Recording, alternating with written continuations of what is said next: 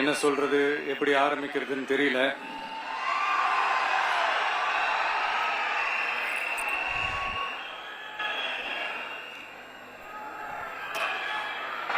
சினிமாவில் எப்படியாவது கஷ்டப்பட்டு வெற்றி அடையும்னு இருந்த ஒரு சாதாரண அசிஸ்டன்ட் டைரக்டருக்கு பிறந்த ஒரு பிள்ளையா எனக்கும் வாழ்க்கையில வறுமைனா என்னன்னு எனக்கு நல்லாவே தெரியும், பசினா என்னன்னு எனக்கு நல்லாவே தெரியும். நான் ஒன்றும் பெரிய மன்னர் பரம்பரையிலிருந்துலாம் வந்துடல.